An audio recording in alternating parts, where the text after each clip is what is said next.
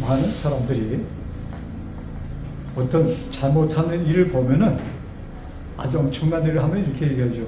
아, 천벌 받겠다. 그런 얘기 더 많이 들으시죠? 그래서 사람들의 인식 속에 우리가 잘못을 하면은 우에 계신 누가 하나님께서 벌을 주신다 하는, 여기 지켜보고 이놈 잘하나 못하나 보고 있다가 잘못하면 벌을 주는 이런 개념 속에 아마미의 사람들이 이렇게 끌려 들어가고 있고 그렇게 되었습니다. 예수님께서 오셨을 때 그 당시 지금부터 2000년 전에도 그때는 더 심했어요. 참 사람들이 하나님께서 하나님의 말씀을 말씀하신 그 모든 것을 충실히 지키는 사람들에게 사람들이 얻을 땅이 하늘나라라는 이런 개념 속에 있었고, 아니 그것도 그렇지만 그들은 이미 그것이 어쩌면 정해진, 참 그들에게만 주어진 특권이라는 이런 잘못된 개념 속에 있을 때에 예수님께서 이 땅에 오셨습니다.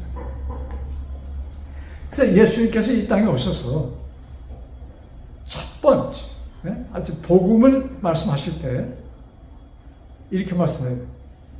하나님이 세상을 이처럼 사랑하사, 그 이처럼이라는 그 말씀 속에는 참 여러 가지 그 의미가 포함되어 있겠죠. 얼만큼 그러시면서 당신의 아들을 희생시켜서 구원할 만큼 이 땅에 있는 사람들을 사랑하사, 이런 뜻이 거기 포함되어 있습니다. 그래서 하나님은 사랑이시라는 것을 그냥 특별히 요한복음에는 여러 번 계속 말씀하십니다. 그리고 요한복음을 쓴 그 요한은 또한 요한일서에 사랑에 대한 이야기를 또는 그런 기록합니다. 자, 하나님께서 이 땅에 있는 사람들을 사랑하셨다 하는 것이, 왜냐하면 그 당시 너무나도 유감스럽게 하나님의 그 나팔수라고 할까요? 하나님께서 택하셔서 이 땅에 하나님의 사랑과 그 복음을 나누도록 만든 백성들이 이 잘못된 개념 속에 완전히 빠져 있었어요. 그래서 하나님은 사랑의 하나님보다는 잘못하면은 벌을 주는 하나님이라는 이 개념 속에 그 당시에 사람들이 빠져 있었습니다. 그런데 문제는 2000년 후에 지금 세상이, 특별히 이 기독교 안에 그 사상이 너무나도 깊숙이 뿌리를 내리고 있습니다. 자, 이런 것들이 우연한 것일까? 저는 그렇지 않다고 보거든요.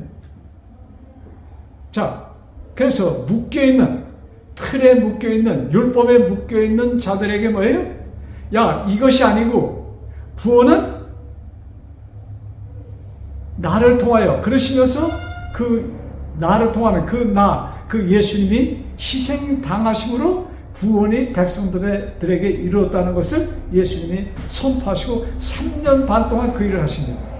그리고 결국은 죽으시고 부활하신 다음에 그것을 아직 더 확실하게 제자들에게 일깨워 주시고 그는 승천하십니다.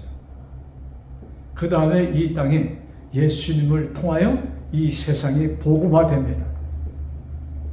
그래서 참 사람들이 그 희망이 없던 사람들에게 이 땅에 오신 메시아 예수 그리스도를 통하여 우리가 구원을 얻었고 구원 얻은 백성들이 살 것이 참 마음속으로 바라던 영원한 천국이 우리의 것이 되었다 하는 기쁜 소식이 온 땅에 퍼지기 시작하였습니다.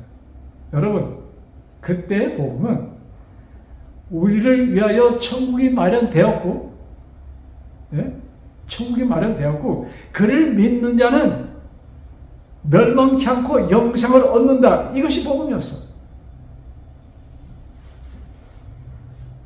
시간이 지나면서 그 복음이 희생되기 시작합니다. 그래서 다시 이 땅에 교회들이 세워지면서 교회 교권, 그것이 생기면서 다시 옛날로 돌아오고 있었어요.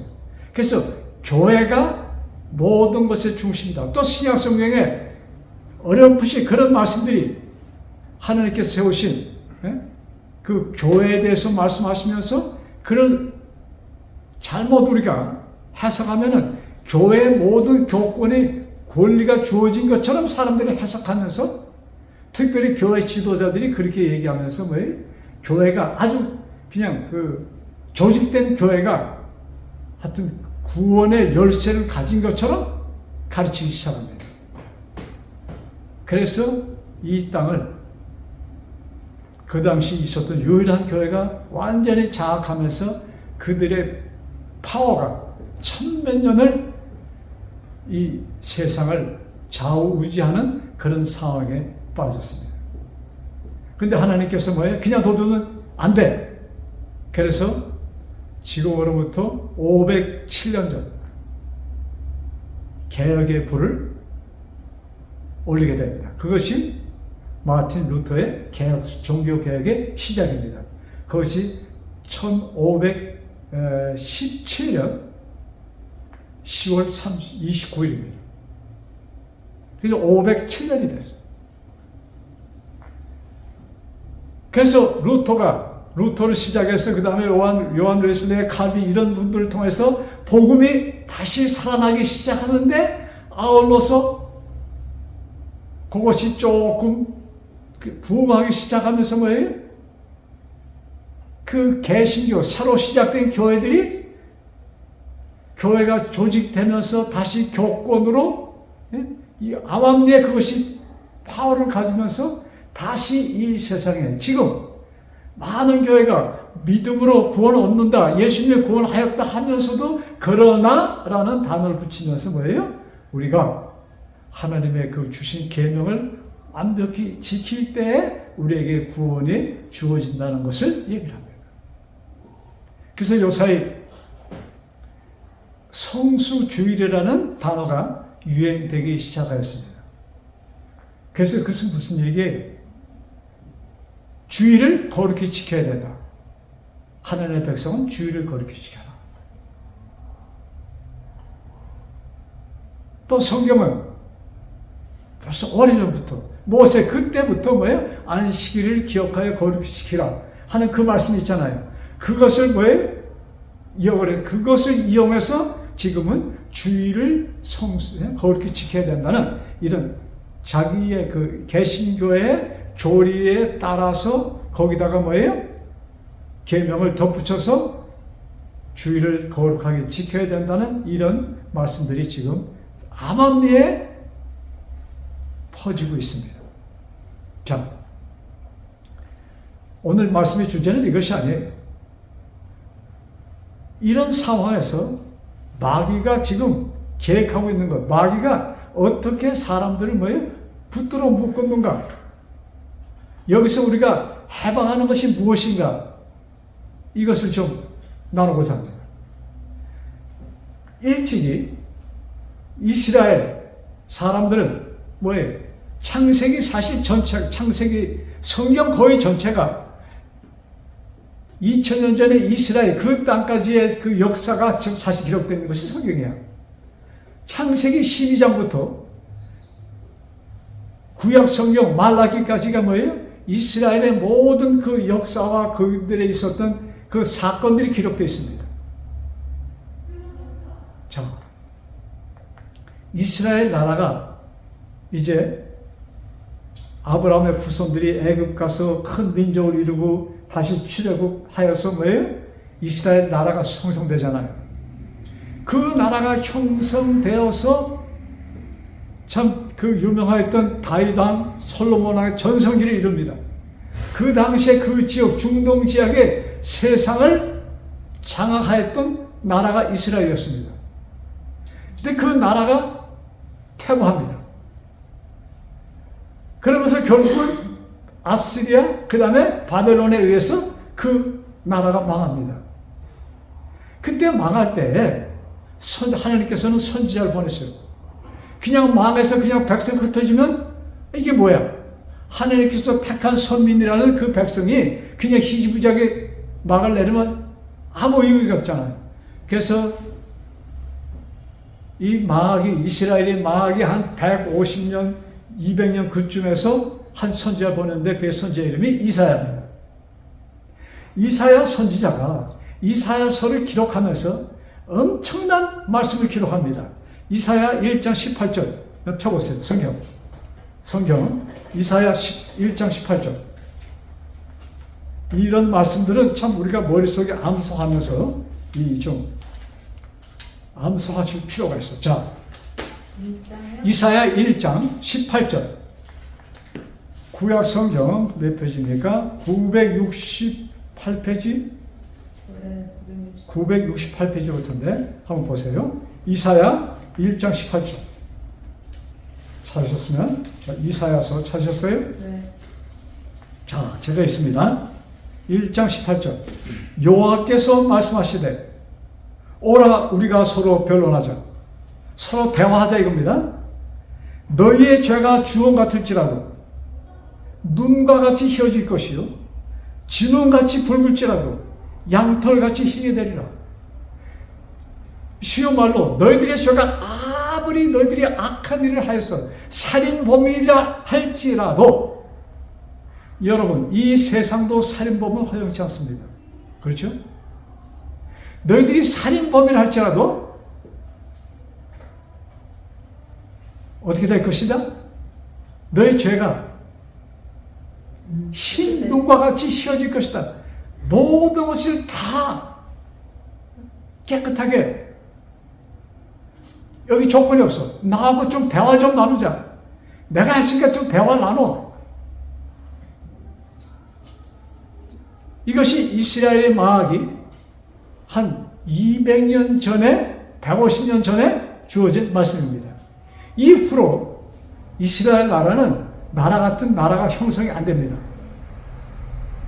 그리고 이렇게 엉성하게 만들어지다가 우리 성경의 역사를 보면은 뭐예요? 로마, 예수님께 오셨을 때 로마의 속국이었잖아요. 오랫동안 속국이었습니다. 사실 그 당시 이 모든 세상 그 중동과 유럽 모든 나라들이 로마의 속국이었습니다. 자, 이때에 뭐예요? 예수님께서 이스라엘의 망하기 뭐예요? 바로 전에 한 선지자를 또 보냅니다. 그러니까 이것은 예수님이 오시기 1700년 전 이야기입니다. 이제 예레미야서를 보세요. 구약성경 예레미야서. 예레미야가 바로 다음이죠. 예레미야. 우리 많이 보는 성경책 예레미야 31장입니다. 예레미야 31장.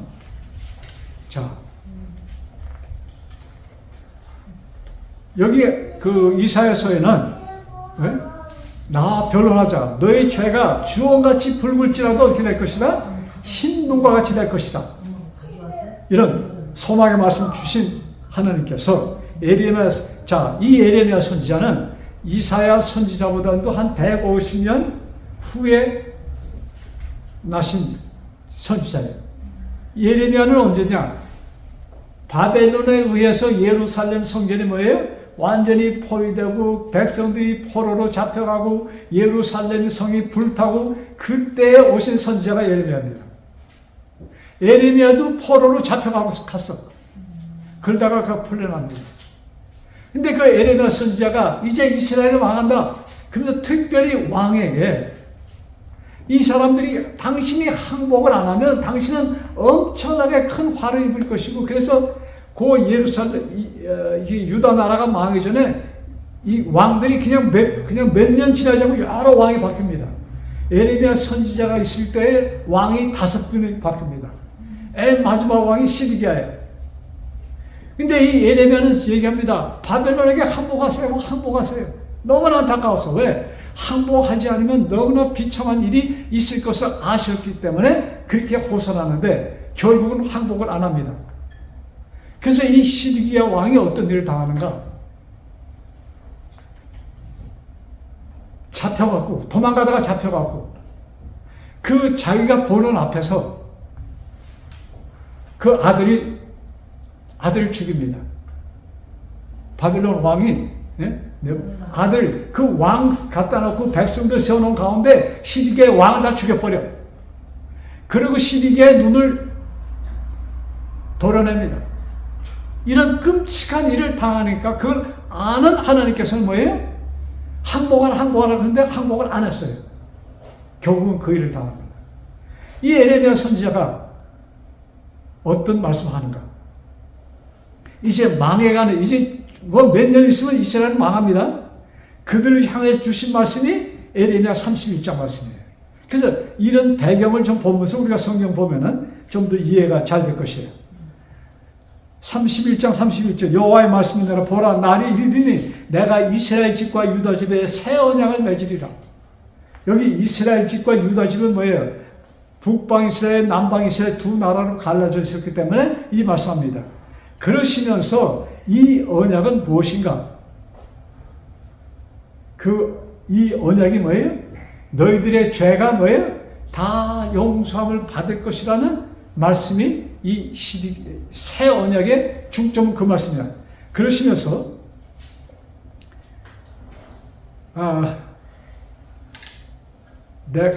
여러분 요 말씀을 해석할 수 있는 말씀이 히브리서에 있습니다. 똑같이 히브리 10장 오늘 본 성경 봉독에 본 말씀이 여기 기록되어 있는데 그 말씀을 볼 때 우리가 조금 더 이해하기가 쉽습니다. 히브리 10장 에레미야에 있는 말씀을 그대로 베껴서 사도 바울이 히브리서를 쓰면서 한 기록이 히브리 10장 16절부터 18절까지입니다. 자, 주께서 이르시되, 그러니까 에레미야서에 쓴 말씀을 얘기합니다. 히브리 10장 16절. 주께서 이르시되 그날 후로는 그들과 맺을 언약이 이것이라 하시고 내 법을 그들의 마음에 두고 여기 내 법이 뭐예요? 새 언약입니다. 예? 내 법을 그들의 마음에 두고 그들의 생각에 기록하리라. 그러시면서 17절에 그들의 죄와 그들의 불법을 내가 다시 기억지 아니하리라. 자, 이사야 선지자를 통해 쓴 말씀이 다른 방법으로 똑같은 뜻을 가진 것이 기록되어 있는 것이에요. 내가 그들의 죄를 어떻게 해요? 다시는 기억지 않아요. 여러분, 내가 기억지 않겠다는 것은 뭐예요? 빚진 자에게 야 내가 기억지 않을 거야. 그럼 뭐 무슨 얘기예요? 탕감해 줬다는 얘기라. 너희들의 죄를 그러면서 여기 아까 예레미야서 보면요. 야 너희들이 말이지 에? 내가 너희들을 위해서 그렇게 돌봐줬는데 너희들이 내 말 안 들었어. 그거 보니까 너희들은 그 뭐지 한국말로 뭐라고 그러죠? 암만 해도 안 된다는 얘기 있잖아요. 그 뭐라고 잊어버렸네. 예? 암만 해도 안 된다? 예. 구제불능? 예, 구제불능. 예, 감사합니다. 너희들은 구제불능이야. 그렇다면 너희들을 놔두면 마귀의 밥이잖아. 그렇게 둘 수는 없어. 왜? 너희들은 내 아들이야. 그러니까 예수님께서 오셔서 하신 강력한 말씀 가운데 하나가 나를 통하여 너희들이 아버지의 아들이 되었다는 말씀입니다. 예? 나를 통하여 너희들이 내 아들이 되었어. 그것이 예수님이 강하게 전도한 말씀인데 그 아들을 그냥 마귀 밥이 되면 안 되잖아요. 그러니까 이 하나님께서 왜 구제불능이야. 암만 뭐 이렇게 해도 안 돼. 할 수 없이 어떻게 아들 보고 말이죠. 좀 사업을 좀 하는데 이놈은 돈만 가져가면 그냥 사업하는 쪽좀 안 되니까 나중에 어떻게 합니까? 아버지가 야야 가만히 있어라. 너 그냥 이름만 걸고 있고 내가 할게 앞에서. 그 아버지가 하면은 잘 돼. 여러분 지금 우리가 구원 얻는다는 것이 이것이에요. 우리는 그냥 뭐 하고 있는 거예요? 가만히 있어. 이름만 걸고 있는 거예요. 누가 해줘요? 아버지가 해주시는 것이에요. 그래서 예수 성경에 그냥 믿어. 뭘 믿어? 내가 다 해놨어. 다 해놓은 것을 믿으라. 여러분 제가 요새 무슨 생각을 하다 이렇게 이런 생각이 났어. 우리는 구원 얻는 글을 할 때, 자, 이스라엘 사람들은 지켜야, 율법을 지켜야 구원이 있다고 철석같이 믿었습니다. 근데 예수님께서 아니야, 나를 믿으면 돼. 근데 믿는다. 근데 믿는 거, 내가 믿어서 구원 얻는 것처럼 우리가 이렇게 이런 인식을 하게 됩니다. 그렇잖아요? 내가 믿어서. 근데 제가 가만히 생각해 보니까 내가 믿는 것도 아니야. 쉽게 얘기해. 글쎄 좀 더 쉬워질지 복잡할지 모르겠습니다. 구원은 이미 다 이루어져 놓은 것이야. 다 이루어 놓은 것을 뭐예요? 받아들이라는 얘기야. 선택하라는 얘기야. 그 말씀이 어디 분명히 기록되어 있냐면, 아까 우리 히브리서 봤잖아요. 히브리 9장 12절.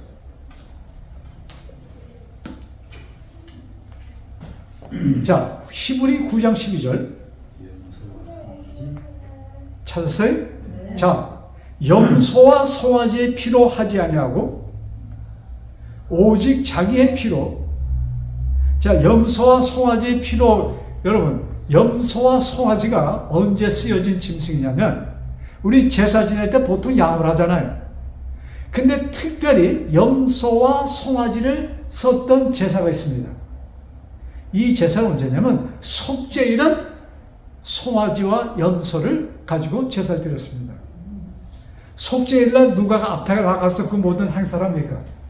뭐 목사님들이 앞에 나가서 모든 하는 것처럼 속죄일에는 제사장, 특별히 대제사장이 그 일을 맡습니다.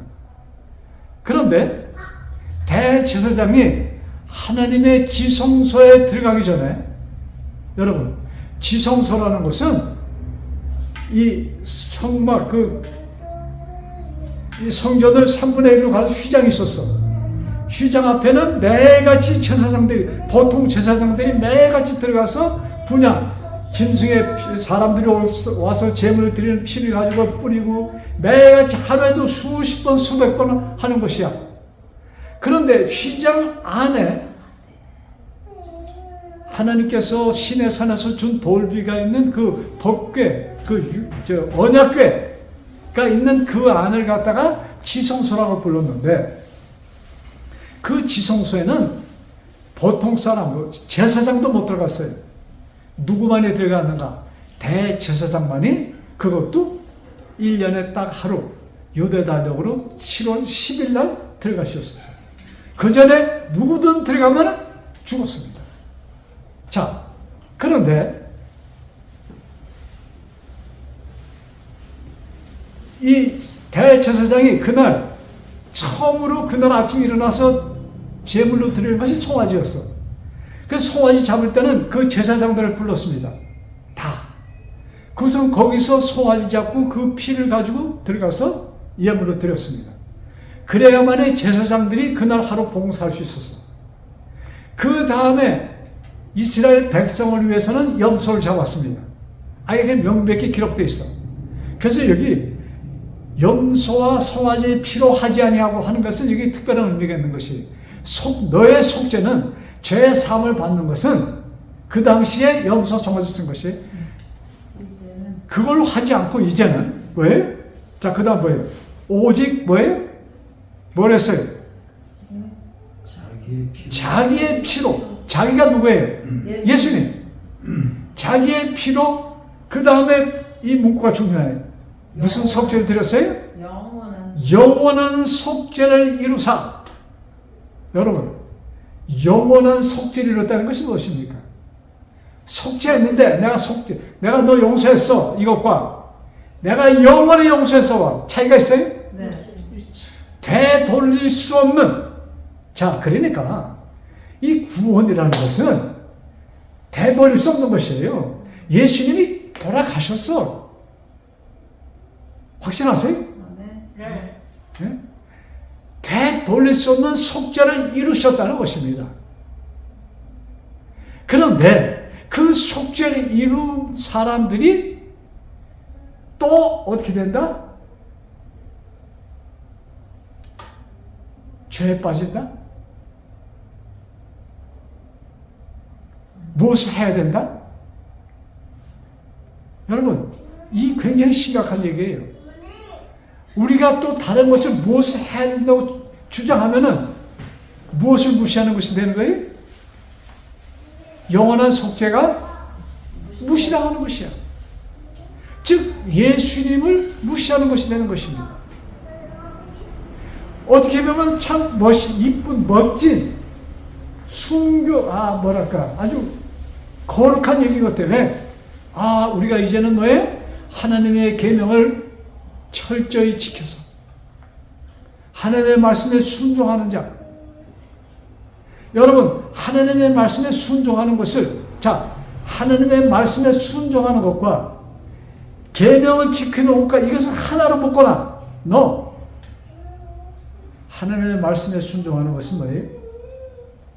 내가 너를 위하여 이룬 그것을 어떻게 하는 거예요? 마음에 받아들이는 것이 하나님의 말씀에 순종하는 것입니다. 아멘. 자, 예수님께서 이 영원한 속죄를 백성들에게 알려주시기 위해 오셨어. 근데 사람들이 이것을 잘 이해를 못해. 그래서 예수님께서 이 말씀을 아주 쉬운 비유로 말씀하십니다. 누가복음 15장입니다. 누가복음 15장.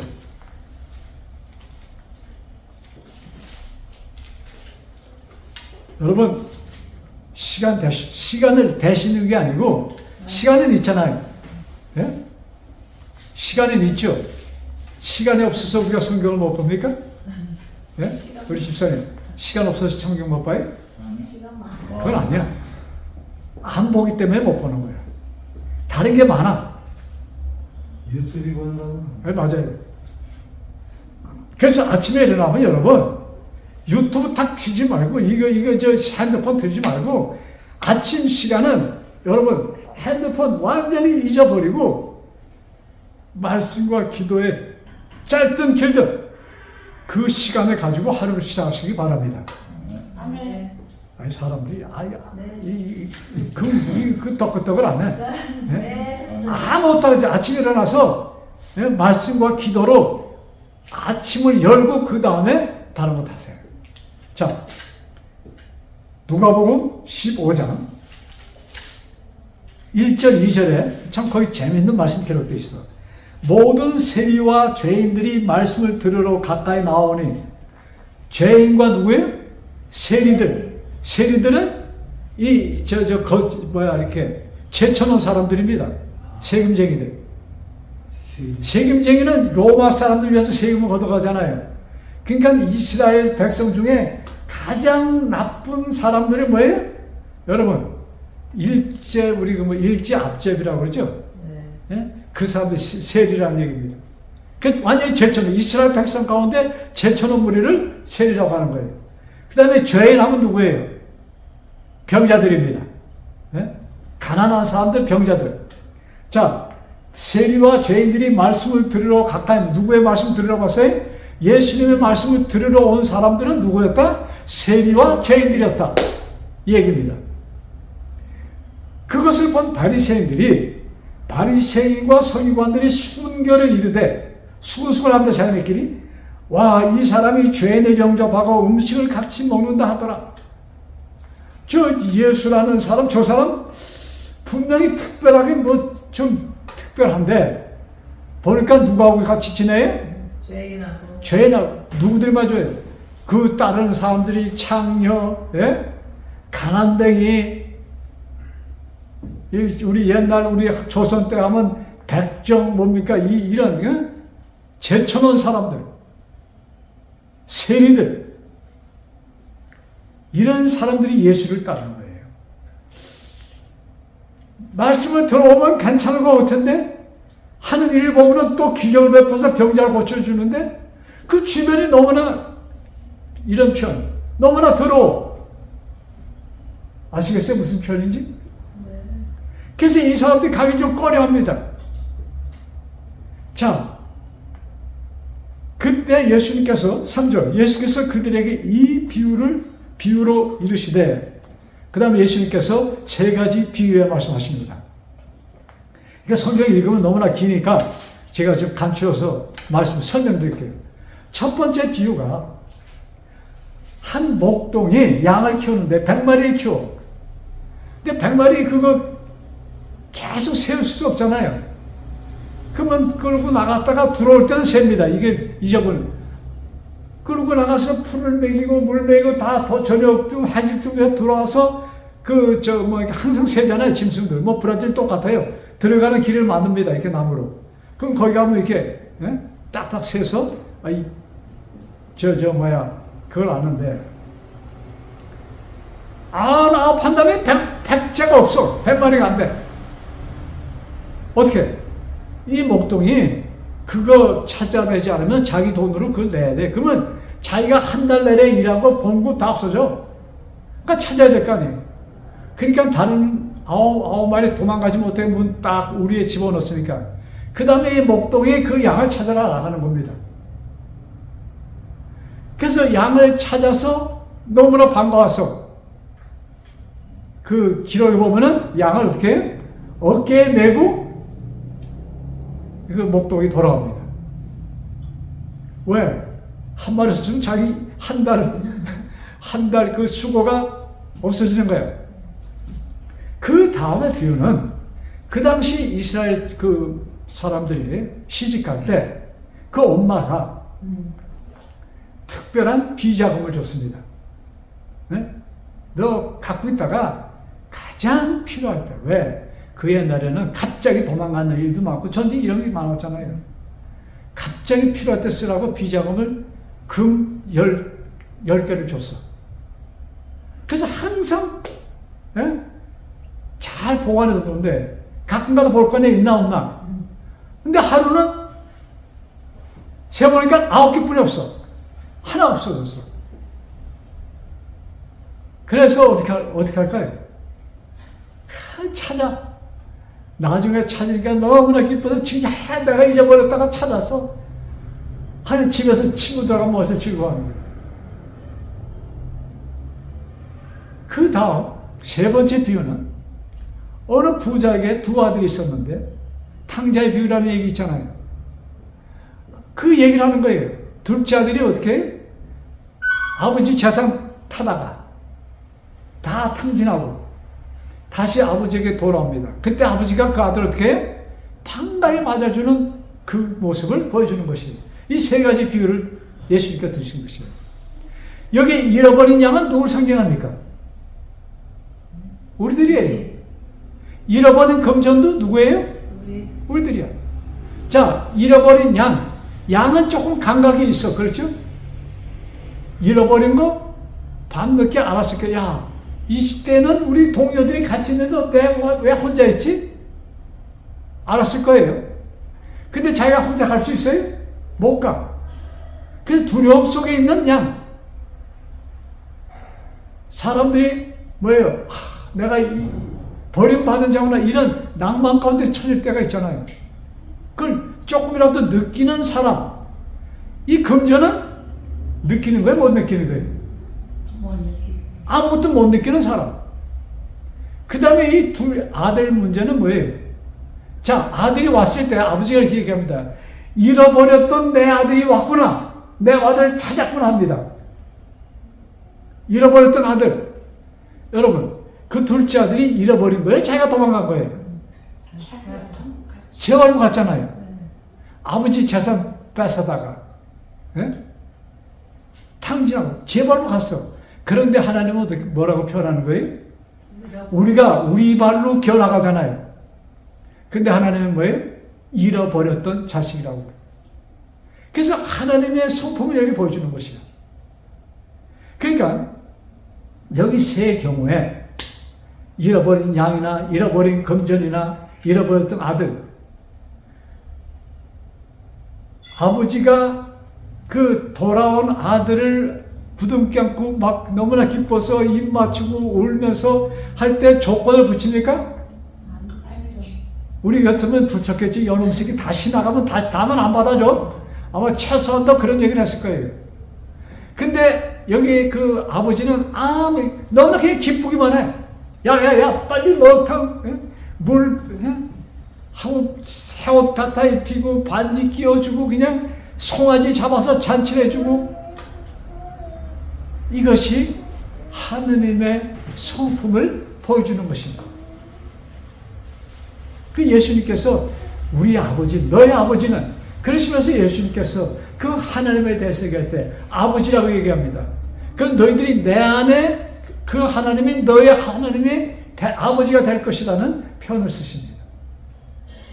그래서 사람들이 말이죠, 우리의 구원을 조건을 붙입니다. 우리가 하나님의 말씀에 순종할 때 하나님이 우리에게 구원을 주신다는 조건을 붙여요. 근데 성경은 구원은 조건이 없는 것이라는 것을 얘기하는 것이에요. 그리고 예수님께서 2000년 전에 돌아가신 예수님께서 내 죄를 없애서 조건이 붙을 수가 있어요, 없어요? 없잖아요. 그런데도 우리는 조건을 붙이는 것이 사람이에요. 그래서 이 조건을 누가 붙이는가? 교회가 붙이는 거야. 그 말이네. 네? 교회가 붙이는 거예요. 이것이 아니에요, 여러분. 여러분, 요 하나 마태복음 20장 보겠어요. 마태복음 20장에 보면은 참 하나님이 어떤 분이라는 것을 아주, 이 뭡니까? 하나님과 우리들의 그 생각의 차이가 얼마나 틀리다는 것을 보여주는 것이 마태복음 20장 1절부터 16절까지인데, 이것도 기니까 제가 이렇게 말씀드릴게요. 자, 20절, 1절 읽을게요. 천국은 마치 품꾼을 얻어 포도원에 들여보내려고 이른 아침에 나온 집 주인과 같으니, 포도원 주인이 이 포도 추수할 때가 됐어. 어떻게 합니까? 사람들 품꾼 쓰잖아요. 품꾼이라는 게 무슨 뜻이에요?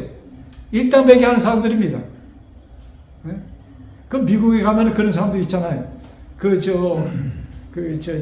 건축 재료 파는데 그 가게들 앞에 가면은 특별히 이 남미 사람들, 주로 사람들은 멕시칸 하는데, 그 다 멕시칸이 아니에요. 멕시칸 사람, 하여튼 중남미에서 간 사람들이 그냥 거의 다 그냥 이렇게 서 있어.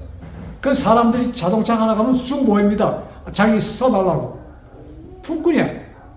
그 이때도 마찬가지였어. 포도원에 이제 추수 때가 되니까 사람들이 모일 거 아니에요. 그 주인이 와서 거기 있는 사람들 다 보냅니다. 이때가 몇 시냐면 한 6시쯤이야.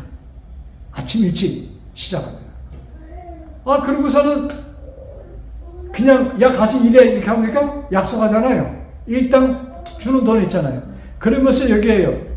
하루 한 데나리온씩 품꾼들과 약속하여, 자, 하루에 일당 우리 한 몇 불, 우리 한국 돈으로 하면 한 얼마 될까요? 하루 한 10만 원? 15만 원? 한 100불. 자, 10만 원을 합시다. 그래서 그게 약속을 하고 갑니다.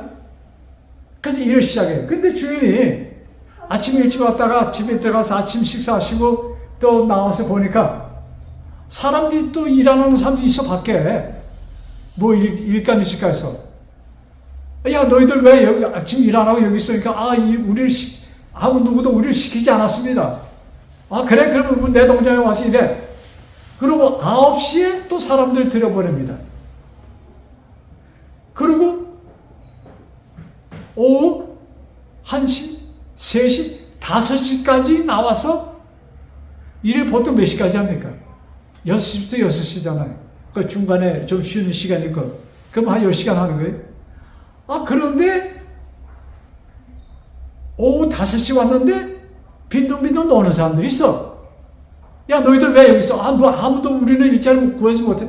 그래, 그럼 내 동장에 와서 일해. 자, 5시에 들어가서 6시까지 하니까 얼마 동안 일했어요? 1시간. 10분의 1도 제대로 안 했습니다.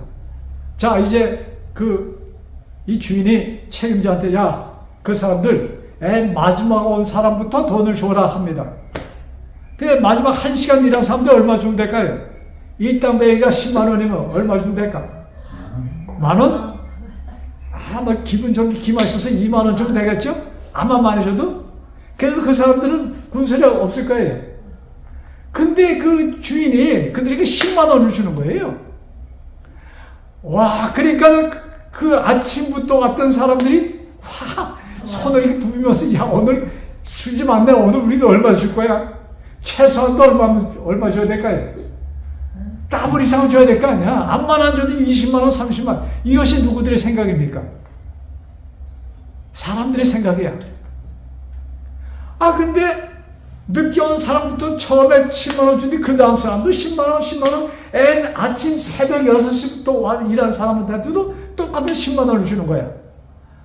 누가 화를 낼까? 일찍 온 사람들이 투덜거리고, 아니, 주인은 어떻게 이럴 수가 있습니까? 얘네들은 1시간뿐이 아닌데 10만 원 주고. 우리한테도 10만 원입니까? 자, 주인이 잘못한 게 있어요, 없어요? 없지. 잘한 것이 있어요? 잘한 것은 있어. 근데 잘못한 것은 없어. 그러니까, 야, 그 사람, 야, 너 얼마 약속했어? 10만 원. 야, 10만 원 안 줘. 못 받았어. 얼마 받았어? 10만 원 받았습니다. 근데 왜? 군소리야. 이 얘기예요. 여기서 뭘 보여주시는가? 왜 이 포도밭 주인이 10만 원을 줍니까? 그 1시간뿐이 일하는 사람한테. 여러분, 이 10만 원이라는 것은 최소한도 한 가정이 하루에 필요한 돈입니다. 그것을 주는 것이야. 이 집주인은 그의 필요를 채워주시는 것이지, 그가 일하는 것을 보고 주는 것이 아니라는 것을 여기 명백히 말씀하는 것입니다. 여러분, 죄로 죽게 된 우리에게 필요한 것은 뭐예요? 구속이에요. 그것을 예수님이 우리에게 아무 조건 없이 주셨어. 해 놓으셨어. 그래서 예수님이 오시기 700년 전에 이사야 선지자를 통해서 너희 죄가 주홍 같을지라도 뭐예요? 흰 눈과 같이 될 것이다. 여러분, 그 약속을 하신 그 하나님은 누구에게도 하시는 거예요? 갓 태어나는 나에게 뭐예요? 말씀하는 거예요. 너는 어디의 사람이다? 나의 백성이야.